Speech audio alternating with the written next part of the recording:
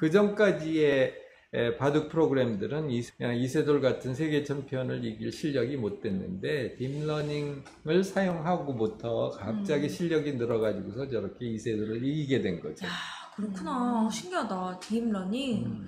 그럼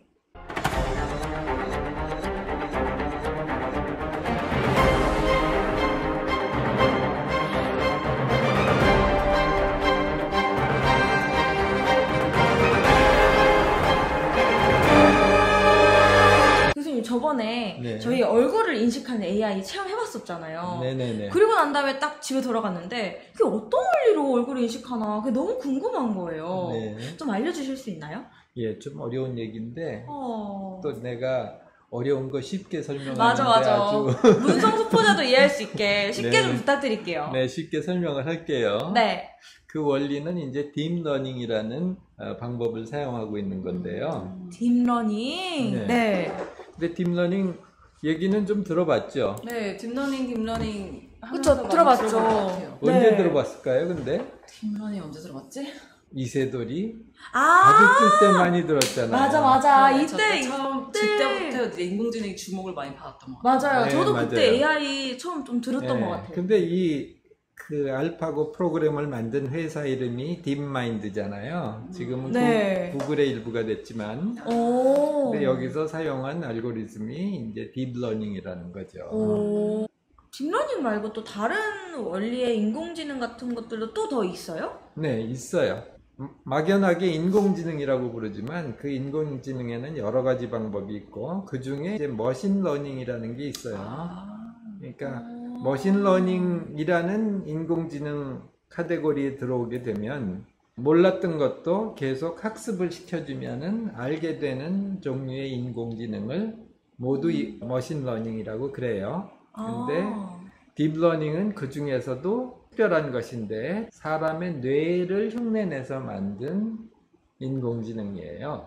근데 여기 보면 밑에 보니까 연표 같은 게 있네요. 그러니까 그렇죠. 시기별로 조금 불러지는 것도 달라지고 기술도 좀 바뀌어 온 것 같은데 그렇습니다. 1950년대부터 인공지능이 있었어요?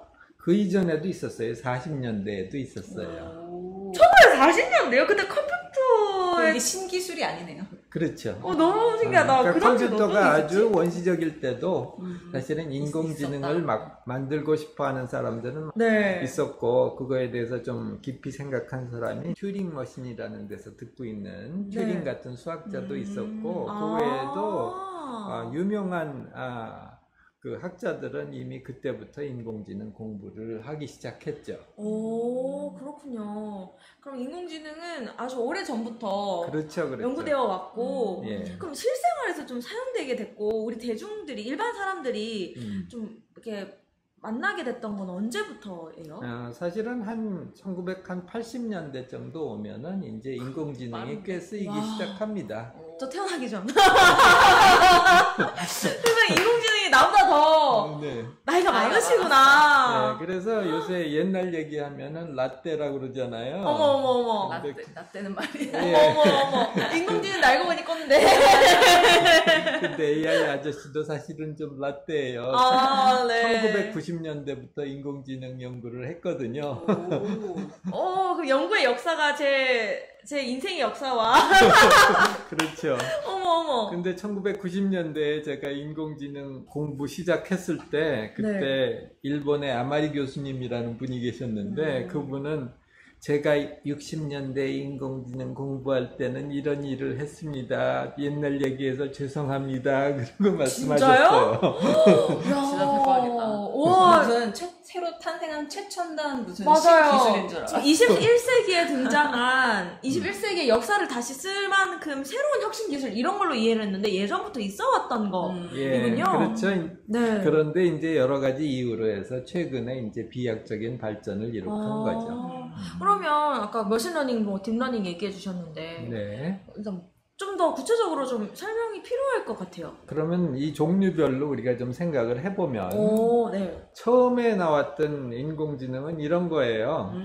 그러니까 1950년대부터 사람들이 만들려고 했던 거는 이제 그냥 컴퓨터 프로그램으로 사람 비슷하게 만들어 보려고 한 거죠. 여기 요새 그 유튜브에서 인기 있는 법륜 스님의 네. 사진이 있는데 들어봤어요? 저 아, 되게 네. 사이다 같이 정리를 아. 잘 해주시더라고요. 맞아요, 네. 맞아요. 세상에 근데, 고민이 있을 때 가서. 결혼도 안 하셨는데 특히 그러니까요. 결혼 생활, 연애 생활 아주 잘 말씀하시죠? 맞아요. 맞아요. 결혼 생활에 대해서 고민 얘기할 때 어떤 분이 남편이 마음에 안 들어서 이혼하고 싶어요 그렇게 얘기하잖아요. 법륜 스님이 되게 이렇게 물어봅니다. 자녀가 몇 살이에요?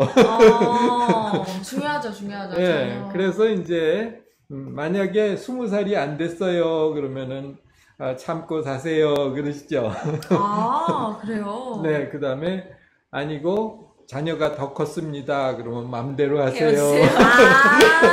그러니까. 근데 이런 거를 사실은 우리가 컴퓨터 프로그램으로 스님이 이런 로직으로 말씀하시는구나를 따라서 만들 수가 있어요. 그래서 if, then. 근데 이건 만약- 엑셀이나 이런 데도 있는 거는 그렇죠. 맞아. 그거나 똑같은 거네요. 거죠. 그러니까 우리가 보통 사용하는 모든 프로그램들이 만약 이렇다면 이렇게 이럴 것이다. 해라. 그래서 if, then, else 로직이라고 하는데 아. 그걸 이용해서 만들려고 했어요. 네, 네. 근데 이거에 단점이 있었어요. 어떤 단점이 있었을까요? if, then, else 입력한 값만. 네, 그렇죠. 사람이 그럴 것 같은데. 일일이 아. 해줘야 되는 거죠. 네. 그래서 사람이 일일이 이게 로직이 이런 거구나라는 거를 깨달아 가지고서 그걸 프로그램을 해줘야 되니까 사람이 프로그램을 하는 만큼만 잘 될 수 있는 거예요. 그래서 이 인공지능이 사람을 앞서 나갈 수 있는 그 생각은 못 하겠네요. 그렇죠. 네. 그러거나 사람이 이유는 잘 모르겠는데 답을 아는 거 네. 그런 거는 이제 하기가 힘들죠. 아. 그래서 이 초창기 인공지능을 이제 많은 경우에 전문가 시스템이라고 부르는 것들이 있는데 지금도 써요. 그렇지만 이거는 전문가들한테 물어보고 그 사람이 왜 생각하는지 이런 거를 다 이해한 다음에 써야 되죠. 그렇죠. 저렇게 하려면 사실 그 관련된 지식도 많아야 되고 맞아. 경험도 많아야 맞아. 되고 심지어 저는 프로그래밍도 할 수 있어요. 맞아. 그렇죠. 모든 게 다 맞아. 갖춰져야지 할 수 있는. 수포자나 문송한 사람들은 못할 일이겠네요. 그렇죠, 그렇죠. 네. 쓰기가 좀 힘들죠. 그렇네요. 그런데 그 다음에는 이제 머신러닝이라는 게 왔어요. 머신러닝이라는 거는 어떻게 이제 인공지능을 만들었냐 하면은 예를 들면 머신이 뭔가 중요할 것 같긴 해요. 그러니까 머신러닝이라는 거는 주로 수학 통계학 모델을 써서 만드는 인공지능인데 예측하거나 이럴 때 쓰는 그런 예측.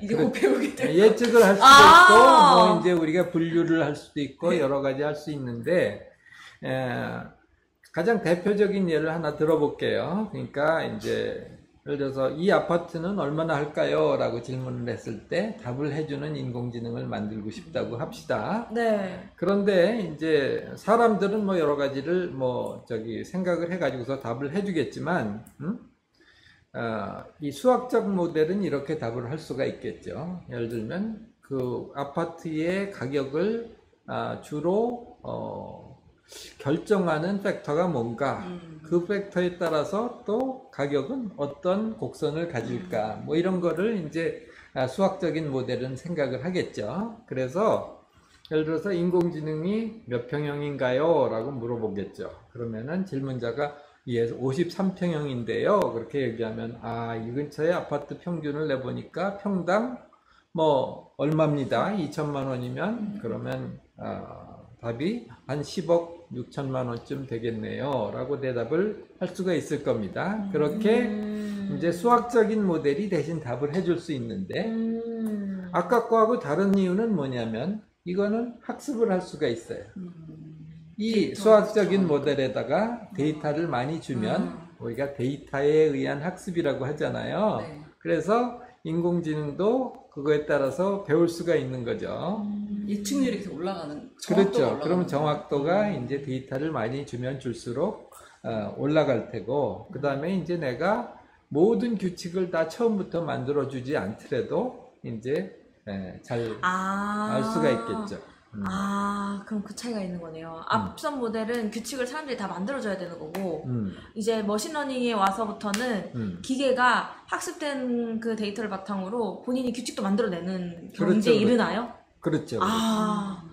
이 그래프에서 뭐 평수와 가격은 대충 비례하겠잖아요. 네, 그래서 그쵸, 여러 그쵸. 가지 데이터가 저 파란 점이라면 그거에 네. 맞는 곡선을 그려준다 혹은 직선을 그려준다 이런 수학적인 모델을 이용한 머신러닝이다. 그러니까 기계가 학습할 수 있다 이런 네. 뜻이라고 생각하면 되고요. 네.